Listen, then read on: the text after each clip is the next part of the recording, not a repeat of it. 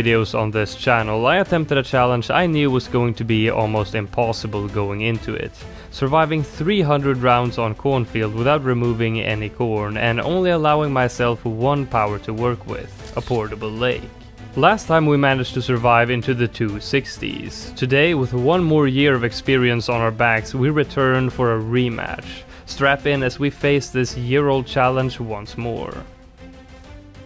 Let's start off the video outlining what has changed since we last attempted this challenge in update 33. We're now in update 41 and we have access to two more paragons, the wizard and the submarine. We also have several monkey knowledges that now affect paragons, such as Paragon of Power that makes paragons attack 20% faster if no other tier 5s of that tower is placed on the map, and Vigilant Sentries now affect the mini sentries from the Sentry Paragon. Another useful change is that the Boomer Paragon now buffs the attack speed of all primary towers, including Paragons, which is great since the Apex is such a strong tower on this map. Sadly, since update 38, pops from regrow farms no longer get counted towards tower damage, so we no longer have the ability to regrow farm and get a lot of pops to increase the degree of Paragons like we did in the last run. Thankfully, there is another change that counters this. We now have the cash injection feature that allows us to sacrifice cash directly instead of placing towers down. And due to the lack of space in this challenge, this feature helps out a lot to cancel out the removal of regrow farming. Other changes include a reduction in price and increase in uptime for the Ultra Boost, which will be great for our farming, and the Monkeyopolis has also gone through some overall helpful changes. Last but not least, as I mentioned at the start of the video, we now have one more year of experience on our backs.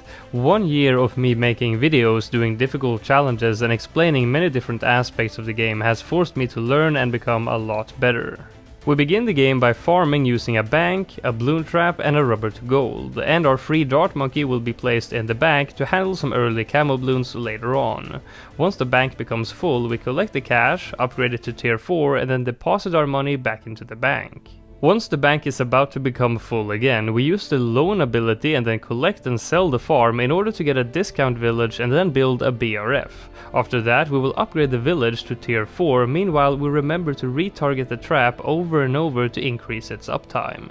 For the round 40 Moab, we upgrade the Bloon Trap's middle path to tier 2 for the extra Moab damage and get a 020 NG that will eventually become our Ultra Boost, and we retarget the trap as far away as possible so that we can just barely have time to pop the Moab over the trap. Now, we sacrifice the BRF to the Opolis and get working on yet another top path farm, and we also get the village the middle path cross path to give camo to the Bloon Trap so we can get the extra cash from those bloons too. That means that we can now go ahead and sell the dart monkey in the back. For many rounds, such as 43, we will need to retarget the trap mid-round in order to not leak any bloons, as the trap will get overrun by ceramics. After upgrading the uppermost NG to an overclock, it's time to get yet another bloon trap, as just one is no longer enough to handle all the incoming bloons. And even so, you will still need to retarget the bloon traps in order to keep up with many rounds. Round 50 was tough to not leak. To pop the Moab here, I needed to get something in the back, and I decided with a sniper since we're going to get him there later anyway for his cash generating ability. After upgrading the farm to tier 5, we get the sniper to tier 5 as well, and we set all the NGs to strong and even crosspath the overclock to make him place sentries to help pop the Moabs. The next step is to upgrade the overclock to the Ultra Boost, and then a few rounds later we will replace the bloon traps and rubber to gold with a Spirit of the Forest and more middle path snipers. These towers will give us more popping power for all bloon types while also generating some nice cash, and the extra lives from the Spirit will allow us to leak bloons and survive some really tight rounds. And here we have our farming setup that we will keep until we start running into some tough rounds in the 90s, at which point we will replace 2 snipers with 2 bottom path dart monkeys instead, so we'll have some more popping power and start farming pops for our dart paragon. At round 100 we will get the Ray of Doom and aim the beam towards the end of the track to let our dart monkeys get as much pops as possible yet still survive the rounds. To survive even more rounds we will ultra boost the Ray of Doom as well, but we only do that on long rounds where it won't affect the income from the farm. We need to have the ultra boost up at all times on the farm as long as it is still producing crates. On round 112 we replace the last sniper with our hero Isili. She will level up pretty quickly at this round, so soon we will be able to use her totem and hex to survive longer, although she won't reach level 20 in time for the round 119 bad balloons, so for this round we will micro the Ray of Doom. On round 122 we replace the Spirit of the Forest with an XXXL trap instead, as this tower will also give us a little bit of extra cash while also allowing us to survive longer, and we need to start saving up pops for our NG Paragon. These are words to work by. Supplies, solutions, support. Call. 128 we need more damage, so now we will create our Dart Paragon. Surprisingly, you can often save a bit of money by not maxing out the cash sacrifice, as the last 30,000 or so often don't contribute to even a single additional degree. Here we got a degree 65 Apex, and we saved about 30,000 by not maxing out the slider, which would also have given us a degree 65.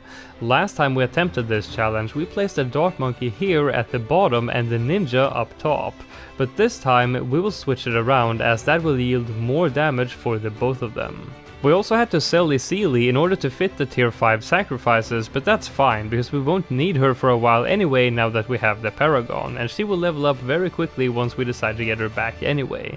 We also get a Sniper and the Spirit of the Forest for more cash generation and a Grand Sabo to start farming pops for the Ninja. To get more pops on the NG and not let the Apex take down everything, we target the trap to the other side of the cornfield, and it is just barely enough range to capture some Moabs on the other side. After keeping the sniper for a while, we get Isili back once again, and now we can use her totem to give even more range to the NG, so he can place his traps even higher up and steal even more pops from the Apex. At round 176, DDTs are getting so fast that the fortified ones mean trouble, so we replace the Spirit with a super glue to allow us to keep farming pops for the Ninja and the NG even longer. And that super glue made the difference. It allowed us to survive long enough to reach 16.2 million pops on both the NG and the Ninja by round 192. First we get the NG Paragon and we sacrifice just enough to get a degree 80, and then we do the same thing for the Ninja Paragon.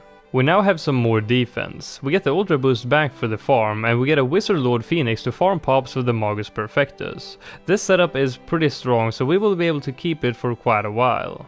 To speed up the process of gaining pops on the wizard, we won't only constantly use his ability but also Isili's totem to give him some more attack speed. We won't get a ton of pops on this guy, but the more pops we get, the more money we will save on the cash injection. At round 249 we sell the village in order to create some more room and sacrifice 1 million to get a degree 60 Magus, and then we use the remaining 2 spots for 2 boomerangs to farm pops for the next Paragon. Although again, we won't be able to gain much pops at all, as rounds at this point are getting very hard. Just 9 rounds later we need more defense, and just getting the Boomer Paragon is not going to cut it. It's time we spend all the cash we've saved up so far. We sell the farm and get the Boomer Paragon to degree 40, and then place down the portable lake. Next we will get a degree 40 Nav Arc and then a degree 1 Sub Paragon that we will keep submerged. An Absolute Zero to freeze the border, a Legend of the Night for his passive Black Hole ability, and a Super Brittle and Cripple Moab for debuffs. This is our final setup. Much more optimized than last time, but will it be enough? The scaling goes pretty crazy past 250. The speed ramping has now taken a big jump and has reached maximum acceleration, and the HP scaling has taken a big jump in acceleration as well. Adding the Boat Paragon and all these other towers made the rounds go by pretty smoothly up to about round 280, which is already further than last time. But the rounds quickly get harder, and soon we will need to start making use of the Legend of the Night. 287 was really tight, but using every ability we just barely managed to pass it. Here we really needed everything. The last strike ability from the Sub Paragon was actually what made the difference here, even though it was just a degree 1. In update 41.2, Ninja Kiwi decided to move a lot of the Sub Paragon's bonus boss damage to normal damage instead to make it more powerful in free play situations just like this, and I of all people am quite grateful that they did so. 292 was the first round that I needed to use the Legend of the Night's Black Hole ability to leak the final few bad balloons. This passive ability has a global cooldown of 3 minutes that can't be affected by selling and rebuying the tower, so if you get 2 really tough rounds in a row, it's game over. Round 298 was as close as it could get. This one took quite a few attempts and I thought I was going to stumble on the finish line, but after a good while I beat it with a few pixels to spare.